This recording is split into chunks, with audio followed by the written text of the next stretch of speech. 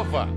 É com esse brado, criado pelas tropas do Exército na Amazônia brasileira, tropas que ele chefiou, que nosso convidado de hoje costuma saudar os colegas militares. Nos últimos meses, enfiado de corpo inteiro nas trincheiras da política, usou a saudação Selva também na campanha para entusiasmo dos eleitores de Jair Bolsonaro. General de 4 estrelas, dos mais respeitados militares do país, comandante das forças da ONU no Haiti, ele é um tríplice coroado. No jargão da caserna, isso quer dizer que ele foi o melhor aluno nos 3 cursos de formação da elite do nosso Exército. Quando ninguém levava a sério a candidatura de Bolsonaro, ele emprestou seu prestígio ao capitão reformado. É um personagem-chave do novo governo. Gente graúda, que conhece bem os dois, garante. Entre todos do núcleo duro do governo eleito, o presidente Jair Messias Bolsonaro só abaixa a cabeça para ouvir a ele, que vai trabalhar dentro do Palácio do Planalto como chefe do Gabinete de Segurança Institucional, cargo com status de ministro. Em meio a seu dia a dia frenético na preparação do novo governo, o general Augusto Heleno fez a gentileza de nos receber em Brasília.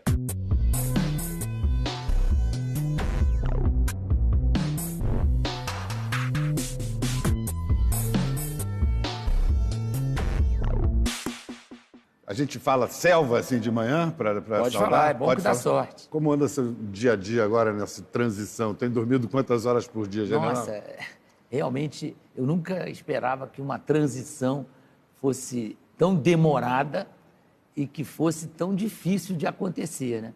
Eu achava que a gente ia entrar no vestiário, trocar de roupa, ter a preleção do técnico e vamos entrar em campo. Mas demora pra caramba para entrar em campo, né? E é chorado, porque todo dia os problemas meio que se renovam, né? E eu acho que todos que estão ali vivendo essa fase estão loucos para o governo começar. E olha que o senhor tem experiência de Brasília, né? O senhor foi do gabinete... De Brasília tem. O senhor foi do governo Collor, o senhor era do gabinete militar? Era do gabinete militar. Ali... O governo Collor inteiro e uma parte do governo do presidente Itamar. Ali, naquele momento, quando e como o senhor percebeu que tinha algo de podre no reino Collor? E o que o senhor fez? Não, o que acontece é que isso é outra coisa interessante, né? A nossa dedicação é à instituição presidente da República, não é ao personagem. Para nós não influía a situação política do presidente. Mas agora não. Agora, como não, agora na segurança institucional, figura, né? Você está... Agora eu tenho um papel político que eu tenho consciência que é importante, até porque o anúncio inicial é que eu seria ministro da Defesa. Eu estranhei. Não, para mim, não vou dizer que fosse mais fácil, porque é uma missão também bastante relevante, importante, mas pela minha vivência na área, 45 anos de serviço, lógico que eu teria maior intimidade com os assuntos, né? E, de repente, eu fui levado ao Gabinete de Segurança Institucional por inúmeras sugestões que fizeram ao presidente e ele julgou que a minha proximidade dele seria conveniente. Fisicamente, quão próximo o senhor estará do presidente? No mesmo andar do palácio? Parece que é no andar de cima, né? Mas uma escada... Vai estar acima do presidente, general? Não, mas isso aí é uma questão só geográfica. Mas o fato é que está dentro do Palácio do Planalto lógico, né? É óbvio que eu me senti muito prestigiado. E é interessante, do ponto de vista profissional, é uma experiência nova, ter conhecimento de praticamente todos os problemas e com a responsabilidade de ser o soldado do silêncio, né? Porque o Gabinete de Segurança Institucional, por ser a cabeça do sistema brasileiro de inteligência, por tradição, por doutrina, todos aqueles que estão ali são soldados do silêncio. É uma coisa que eu não estou muito habituado. Então, eu tenho que fazer força para ser soldado do silêncio. O senhor gosta de falar? Eu gosto de falar. Eu acho que é importante a gente trocar ideia. Eu nunca tive nenhum preconceito contra a imprensa e sempre encarei esse contato muito produtivo para mim. Aprendia muita coisa e gosto de ter esse contato. O senhor está tentando convencer o presidente eleito de que isso é importante? Porque o presidente eleito ele andou às turras com a imprensa, né? Eu acho que era mútuo, né? Era mútuo, é verdade, é verdade. Eu tenho um diagnóstico que às vezes pode parecer um pouco pesado, mas eu sinto na imprensa mundial, por um problema ideológico, que muitas vezes a informação está sendo prejudicada por uma torcida. A imprensa precisa voltar a ser um instrumento de informação mais do que uma torcida por alguém, né? Então, toda a campanha do presidente eleito foi caracterizada por uma enorme torcida contra ele. Então, isso acabou prejudicando a visão do que estava acontecendo. Aconteceu nos Estados Unidos em relação ao presidente Trump também, né? A torcida era muito maior do que as evidências. O senhor é filho de militar e, em geral, famílias militares viajam muito. No seu caso, isso aconteceu? Viajei pouco. Como filho de militar, viajei pouco. Porque seu pai foi professor? Foi ser professor do colégio militar, então ele estava fora desse sistema de transferência. O senhor foi professor do presidente na escola de cadetes, né? Fui instrutor. Instrutor. Mas tinha pouco contato com ele, porque eu era do curso de cavalaria, né? Sim. Os instrutores são dos diferentes cursos. Infantaria, cavalaria. Mas eu era instrutor do curso de cavalaria. Uhum. Mas eu tinha contato com ele por causa do esporte. Como ele era atleta e eu tinha curso de educação física na época, eu ajudava muito na sessão de educação física. Então, meu contato com a equipe de pentatlo era relativamente frequente. E ele era pentatleta. Havia alguma coisa de notável naquele aspirante a cadete? Não, ele era muito bom fisicamente. Tanto que o apelido dele de cadete era Cavalão, né? O estilo Cavalão marcou alguns momentos da ascensão política dele, né? Mas o Cavalão... Não, no sentido esportivo, não. No sentido de ter declarações muito... Pesadas. E que ajudaram na campanha dele, fizeram ele ser eleito e, ao mesmo tempo, criaram ressentimentos em parte dos eleitores, né? Sim. Há um esforço em tentar... Desdizer é impossível, mas tentar... Ele diagnosticou muito cedo essa vontade que foi expressa nas urnas de mudança. Mudança mesmo. Né? E ele passou a simbolizar essa mudança. Até por isso, eu acho que ele acabou, em alguns momentos, se deixando levar por esse desejo de demonstrar: eu sou o porta-voz da mudança. E cometeu alguns excessos, ele mesmo reconhece, né? Que deu caneladas e que isso na época, em algumas situações, foi proveitoso do ponto de vista eleitoral, mas de algumas coisas ele já voltou atrás, já se explicou, né? Colocou as coisas em outros termos, e hoje ele tem uma postura muito diferente. Pode ver o discurso que ele fez agora recentemente na diplomação, onde ele deixou bem claro que ele é o presidente de todos os brasileiros, que vai buscar a união, vai buscar a conciliação, vai buscar uma... Claro, oposição sempre haverá, né? Mas tem que ser uma coisa educada, racional, democrática. Que isso ele tem sido muito enfático, né? Na defesa da democracia, na defesa da Constituição. E isso me parece um ponto, isto é inegociável para o Brasil.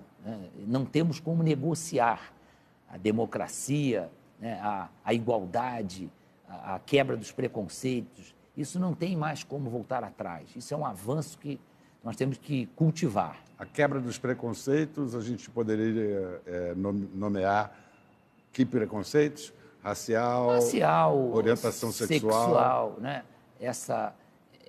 O próprio preconceito social, que, no fundo, acaba envolvendo o preconceito racial. Todos esses preconceitos, eles têm que ser vencidos. E a nossa geração, aí eu vou me incluir aí na minha geração, né?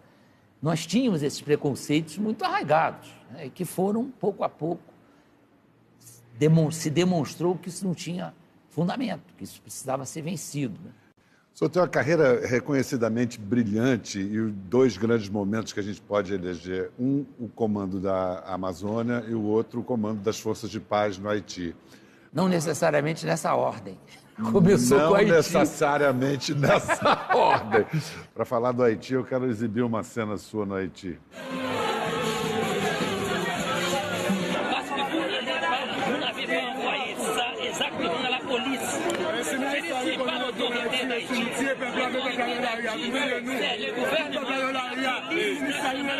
Commandant, nous ne sommes pas illégaux.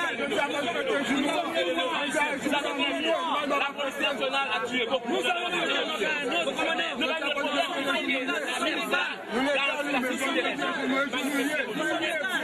généraliser les choses. La police nationale c'est l'institution légale. Vous devez respecter la police. C'est un autre problème. Ici, vous comprenez que je suis ici des policiers ce matin. Pourquoi? Pour vous assurer la sécurité. Je travaille beaucoup et vous voulez perturber la paix. Nous voulons perturber la paix. Nous sommes depuis la Syrie. Nous sommes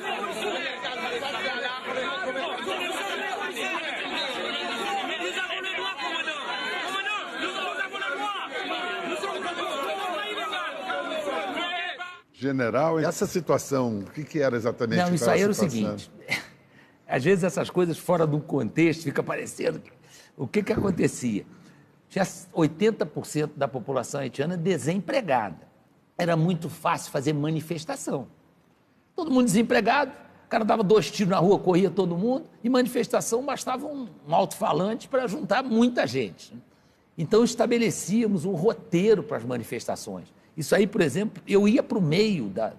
A gente viu. Eu ia para o meio dos líderes manifestantes para que eles cumprissem o roteiro que estava previsto. Eles têm todo o direito de fazer manifestações, eram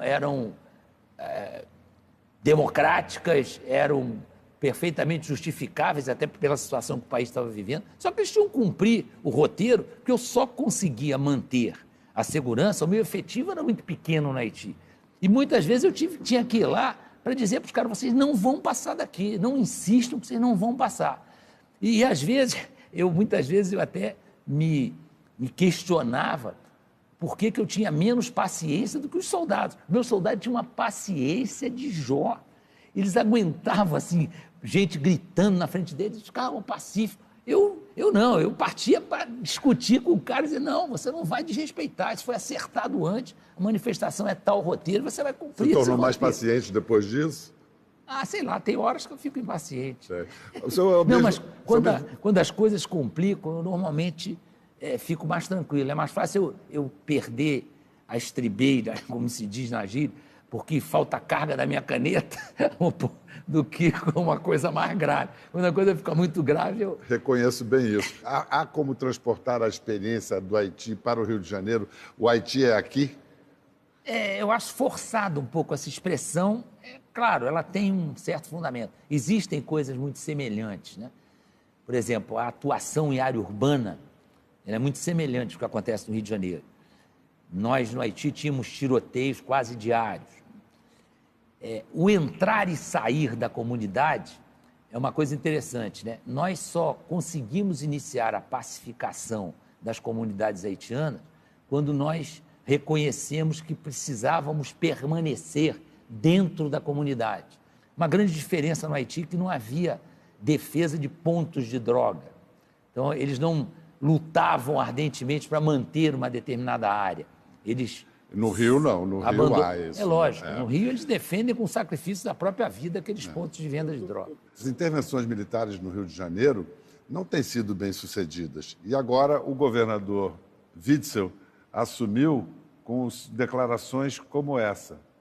Diante dessa frase, por isso que bom que o senhor está aqui até para contextualizar, explicar e desenrolar, pode vir à cabeça a seguinte hipótese, digamos assim, um cidadão com um fuzil de costas, estou aqui montando um cenário possível, plausível ou não, de costas, e a possibilidade de um sniper, de um policial executá-lo sem ele estar representando nenhuma ameaça. Mas como o senhor diz que isso que o senhor propõe... Ele está de fuzil na mão. É ameaça.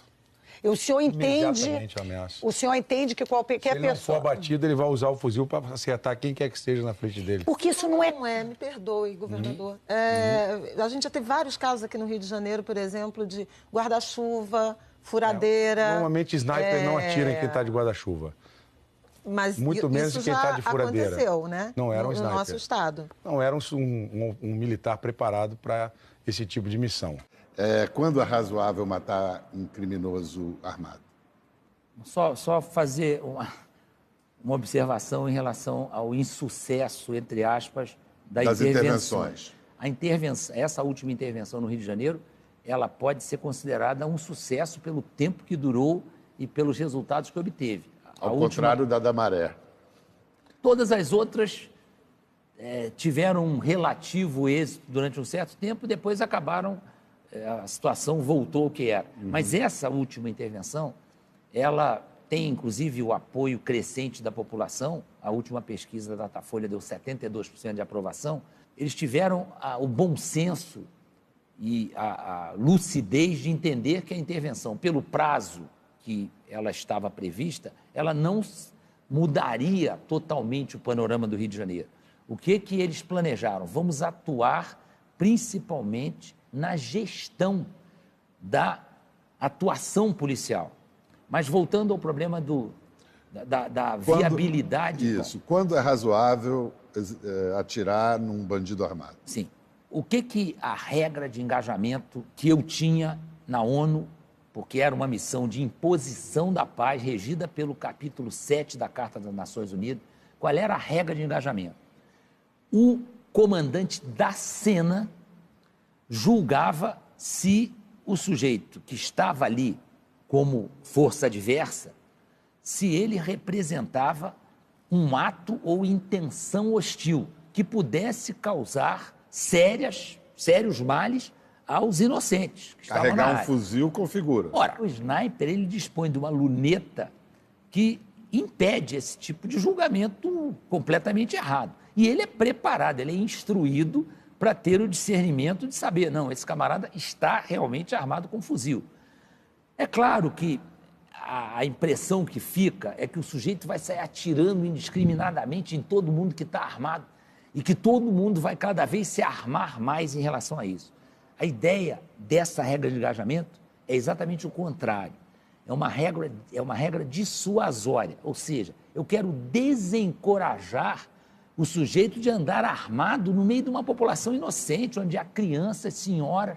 Então, com que direito ele porta um fuzil e exibe esse fuzil, debocha das forças legais usando um fuzil, quando aquilo é um alto risco para inocentes? Isso me abre para duas perguntas. Uma, o senhor falou há pouco das Nações Unidas. Essa semana tivemos 70 anos da Declaração dos Direitos Humanos. E o senhor repetiu essa frase que tem um bom efeito propagandístico, mas causa arrepios, que é direitos humanos só para humanos direitos. Não, o só não tem. O só muda um pouco o conceito. Os direitos humanos são basicamente para humanos direitos. Exatamente. Foi essa a sua frase. Exatamente.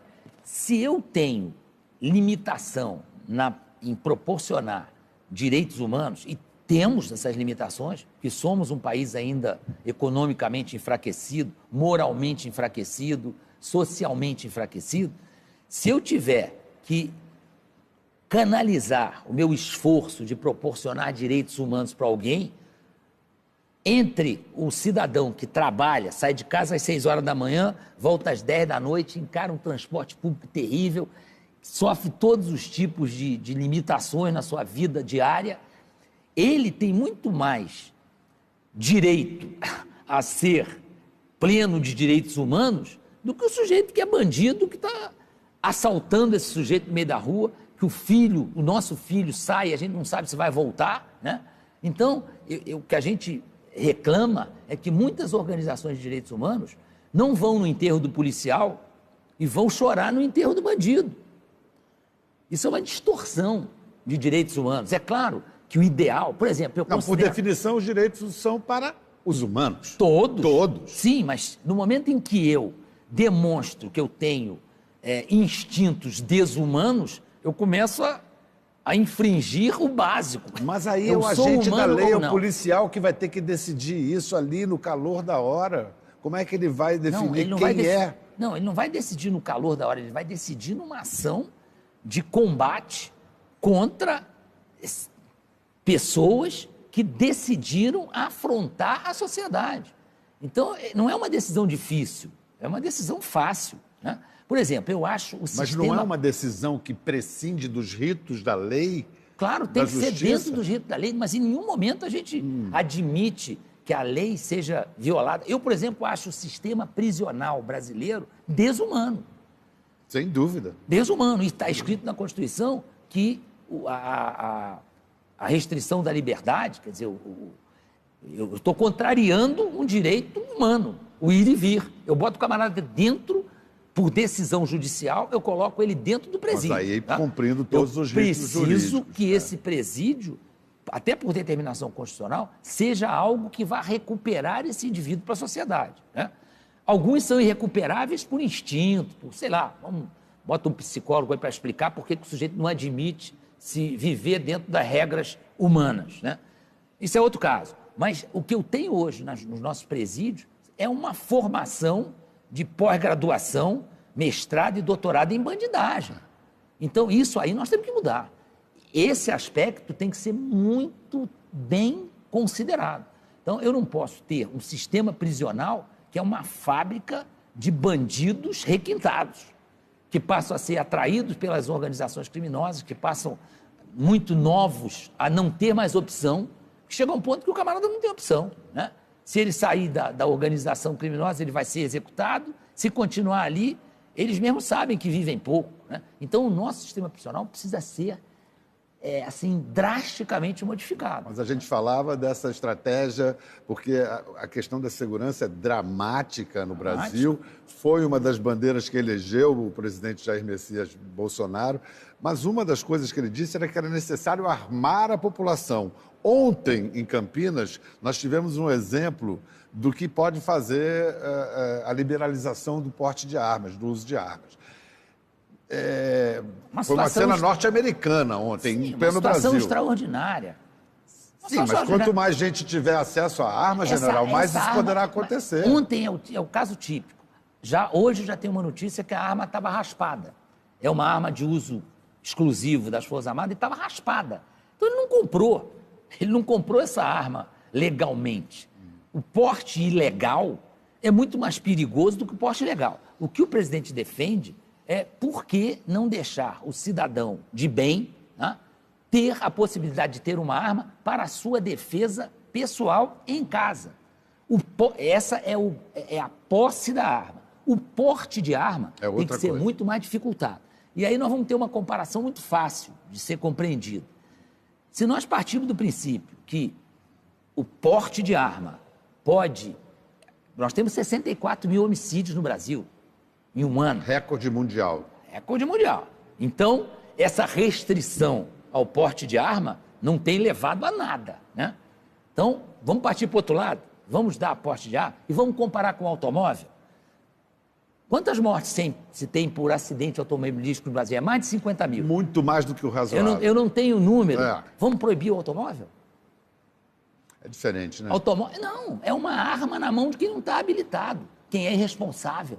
Então, é mais ou menos a mesma coisa. Mas o que eu estou dizendo assim, será que pode se vender a facilitação de se possuir uma arma como uma estratégia pertinente de combate à criminalidade? Não é de combate à criminalidade, é a possibilidade do cidadão de bem poder se defender. Então, aumentando o número de assaltos a residências. Então, se eu tenho uma arma, se o bandido sabe que eu posso ter uma arma em casa e legalmente utilizá-la para me proteger minha família... Isso já pode dissuadi-lo. Posso dissuadi-lo. É a mesma coisa dessa história de atirar no sujeito armado com fuzil.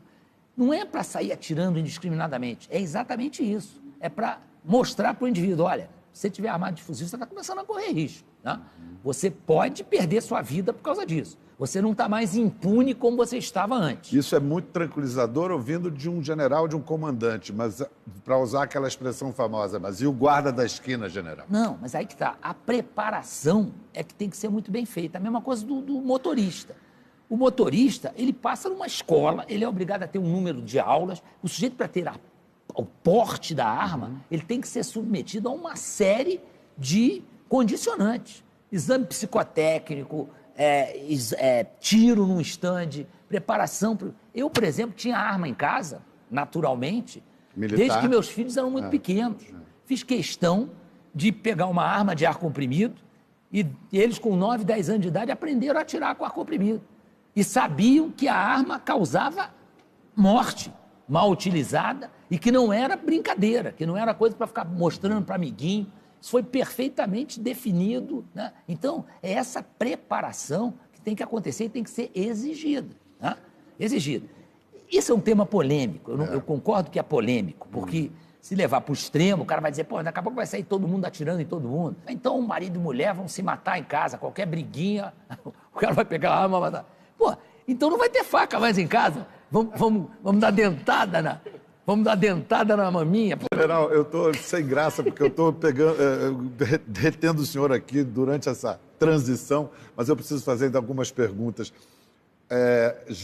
Nessa transição já ocorreu o primeiro episódio mal explicado aí, a questão do COAF indicando movimentação financeira do Fabrício Queiroz, ex-assessor do senador eleito Flávio Bolsonaro.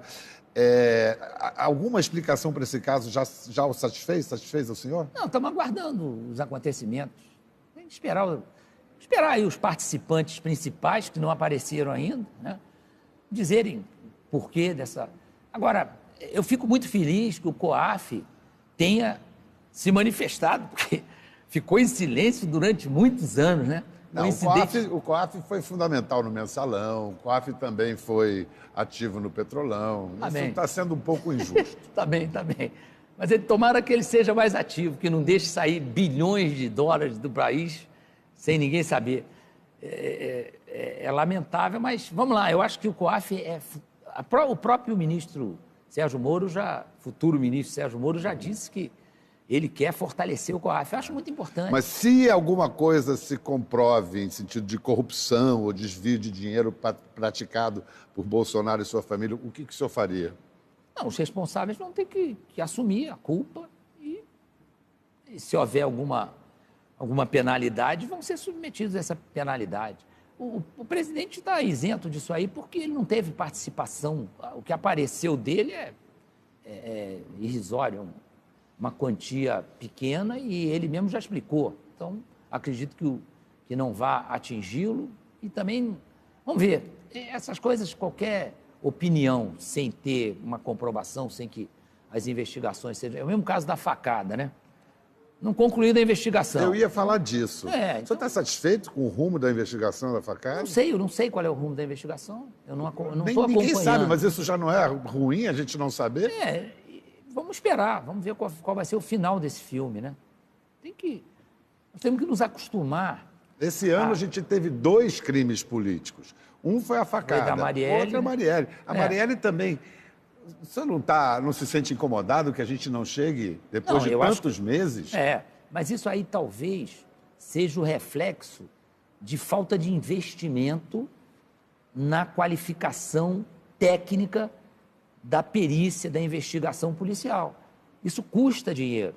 E houve não sei se isso é totalmente verídico, mas já saiu no jornal a quantia que foi gasta em um ano para melhorar a perícia e a investigação na Polícia do Rio de Janeiro. Era coisa de R$3.000, uma coisa mas assim. Parece que a investigação da Marielle não foi falta de recursos, foi envolvimento de agentes do próprio Estado. Pois indica, né? Claro, mas isso aí tem que ser corrigido. Nós temos, nesse aspecto de segurança pública, eu considero um dos problemas mais urgentes que nós temos para enfrentar. Augusto Heleno General, e o esquema de segurança para a posse do Jair Messias? Está pronto? Vai ser especial? Vai ser diferente das outras posses? Não, sempre é um regime especial, porque uma posse de presidente da República, com a quantidade de público que se espera aqui nessa belíssima esplanada dos ministérios, é lógico que é uma situação especial em termos de segurança.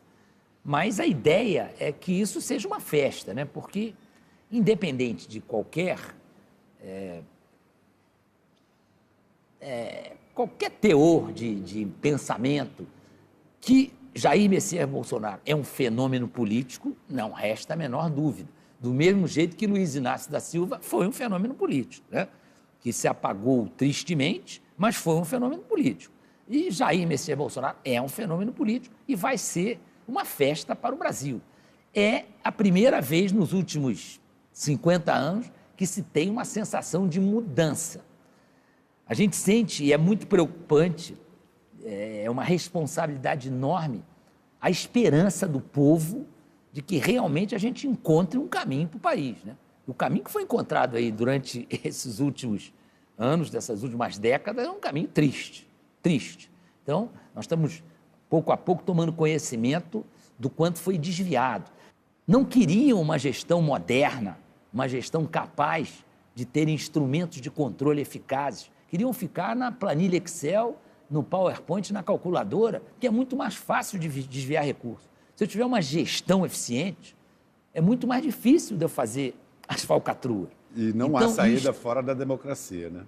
Isso sem nenhuma dúvida. Isso é inegociável. O regime democrático, né, e o respeito à Constituição são pontos inegociáveis. Ainda que tenha muita coisa na Constituição que uma boa parte da população queira mudar, mas tem que mudar na regra do jogo, né? Faz uma PEC, muda, né? Claro, a Constituição ela foi feita num clima de, não vou falar de revanchismo, mas num clima de preconceito muito forte. Então, ela tem alguns aspectos que a gente percebe que houve uma exacerbação de direitos e muito pouca cobrança de deveres. Isso muitos juristas têm essa mesma opinião. Então, muitas coisas da Constituição, uma boa parte da população tem desejo de mudar, mas tem que mudar na regra do jogo. O que acontecer tem que ser dentro das regras democráticas e de respeito absoluto à Constituição. Um grande prazer conversar com o senhor. Eu queria ficar conversando mais. Como a gente não pode, eu quero me comprometer, quero que o senhor se comprometa comigo. Do ano que vem, o senhor ir lá no nosso programa, pessoalmente. Vamos ver. Por favor. Isso aqui é uma exposição altamente arriscada. Mas o senhor está muito acostumado a correr riscos. É da sua personalidade. Mas são riscos de outra natureza. Esse é um risco terrível. Mas vamos lá. Muito obrigado pela generosa exposição e coragem. Obrigado. Muito obrigado. E amanhã o nosso assunto é o aniversário de 50 anos do Ato Institucional número 5, o AI-5. Presentes César Benjamin, cientista político, Zuenir Ventura, jornalista, e o depoimento gravado do ministro da Fazenda da época, que assinou o AI-5, Delfim Neto. Até lá, até amanhã.